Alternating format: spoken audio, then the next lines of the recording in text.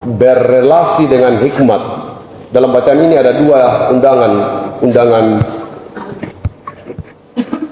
hikmat dan undangan kebodohan. Dulu waktu saya menikah, saya membuat undangan seperti ini. Ini undangan pernikahan saya. Saya menikah, isinya itu datang di pesta perkawinan saya tanggal 7 bulan 7 hari ke-7 jam 7. Jadi saya menikah begitu. Jadi pendeta Bas memang dari dulu bukan kaleng-kaleng. Saya menentukan tanggal perkawinan saya di tanggal 7 bulan 7 2007 hari ke-7. Kalau undangan mudi-mudinya jam 7 karena tidak bisa dirubah, itu jam 9 pagi ibadah pemberkatan. Apa yang saya sampaikan di situ sebenarnya, kalau kita membaca bacaan ini, ada hal penting yang harus kita tahu ketika kita mendapat undangan. Apa sih isi undangan itu? Saya tahu bahwa waktu saya kirim undangan ini, belum tentu orang yang menerimanya membaca isinya. Tapi kalau seseorang membaca isinya, dia akan katakan, wah hebat ini. Menikah pada tanggal 7 bulan 7 2007, hari ke-7 jam 7. Dan akan 7 kali menikah. Tentu tidak, pasti bukan itu. 7 anaknya dan seterusnya, semua serba 7. Kenapa saya memilih tanggal 7 bulan 7 dan seterusnya? Itu karena tanggal cantik. Itu saja, tidak ada yang lain. Mashal atau hikmat itu perumpamaan atau peribahasa dalam Amsal, itu diungkapkan oleh beberapa orang, tetapi yang sangat terkenal adalah Salomo, Agur, dan Lemuel. Mereka itu menyampaikan, kalau kita mungkin kalian tidak ada atau londe kalau di Toraja, nakwa londe na Toraja nakwa buda buku lakulalan, buku kaundu-undu. Buda mau tahu napa kaundu salah. Banyak perempuan di jalan, perempuan yang menggoda, tapi sudah banyak laki-laki yang bunuh diri gara-gara itu. Teman saya bilang begini, kita roba itu Pak Pendeta. Kita bilang begini, buda asu lakolalan, asu maro punalabang, buda mau tahu na bengak punalabang. Ada banyak anjing di jalan, anjing gila begitu saja. Dan persoalannya adalah ada begitu banyak orang yang sudah digigitnya. Undangan ayat pasal 1 sampai 7 ini saya harus bicara begitu karena ada banyak orang pintar yang datang. Pasal sampai 7 itu bicara, hei anakku, anak yang disampaikan. Pasal 9, pasal yang kita baca sekarang itu bicara tentang ayah yang turun tangan. Siapa itu ayah? Sebenarnya itu adalah hikmat. Hikmat siapa itu? Hikmat gambaran kepada Tuhan. Hikmat itu Tuhan, hikmat itu raja atau pengantin. Itu pengantar dari khotbah ini. Khotbah yang sesungguhnya saya mau bilang begini. Seorang sukses hanya disebut sukses kalau punya 3 hal ini. 1, kaya secara materi. 2, keluarganya bahagia. Apalah gunanya Pajero diparkir, apalah gunanya istana mega ini, tapi keluarga tidak bahagia, tidak sukses itu. Jadi orang kaya itu belum tentu sukses. Yang ketiga, punya waktu untuk dirinya sendiri. Kaya, bahagia, tapi tidak punya waktu untuk dirinya sendiri. Bagaimana Pak kita bisa? Oh tidak bisa. Saya tidak makan pun tidak ada waktunya untuk orang-orang itu. Saking begitu banyaknya hal yang dikerjakan. Jangan, apalagi kalau pergi di pantai, sudah tidak mungkin itu. Atau pergi ke gunung, pokoknya tidak ada waktunya. Yang keempat itu, ini akan menjadi inti khotbah, relasi. Orang sukses itu harus punya relasi, punya teman. Ada banyak orang sudah kaya, sudah banyak yang dia sudah capai, tapi dia tidak punya relasi. Dia kalau keluar harus dikawal, harus ada bodyguard, harus dijaga, kemana-mana disterilkan dan seterusnya. Dia tidak punya relasi. Di luar sana semua hanya musuh. Di luar sana tidak ada orang Tidak punya relasi. Nah, persekutuan itu kita buat tujuannya apa? Agar kita punya relasi. Saya ini hampir sukses. Iya. Kemana-mana ada relasi, Pak. Boleh ketemu dengan siapa saja. Tidak pernah takut ke pasar, walaupun tidak bawa uang. Kemana-mana saya merasa sangat aman. Punya relasi.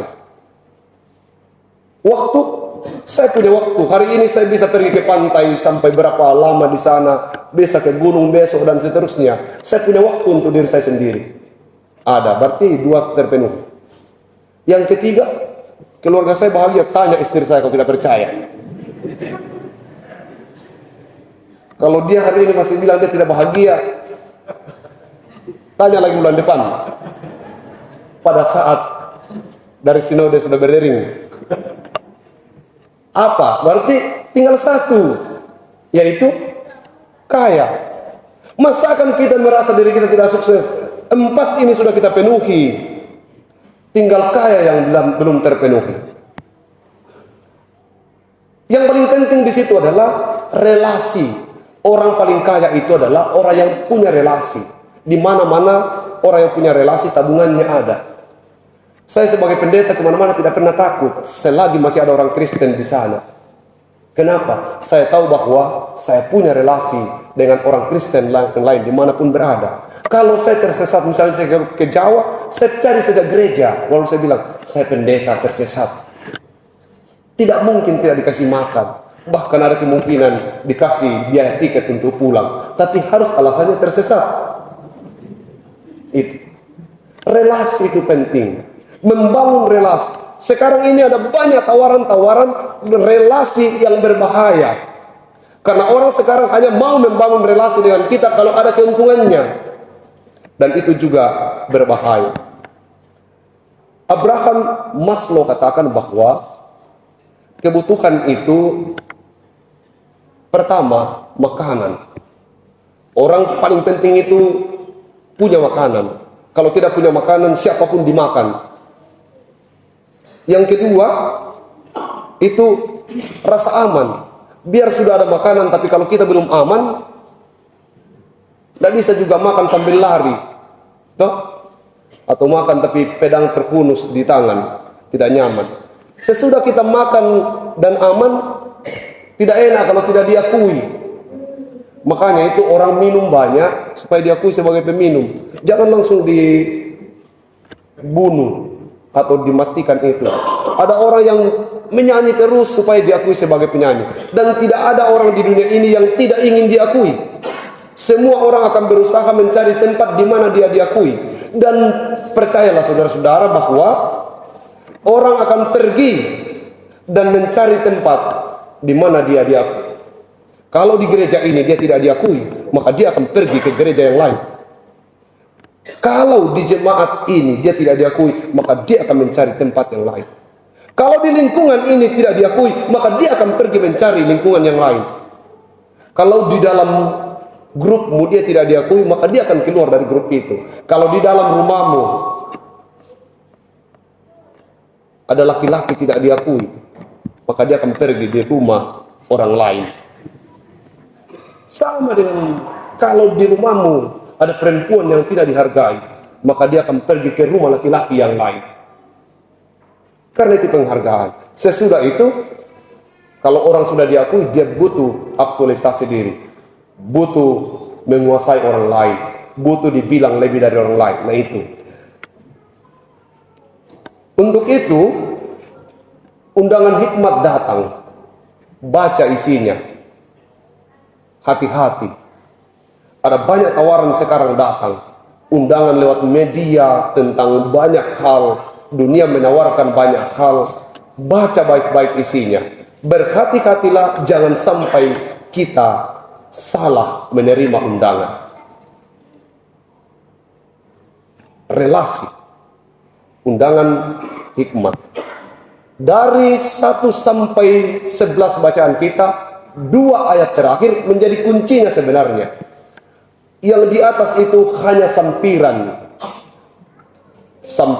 Tapi yang menjadi inti dari bacaan kita itu mau disampaikan oleh Amsal Salomo ini ada di ayat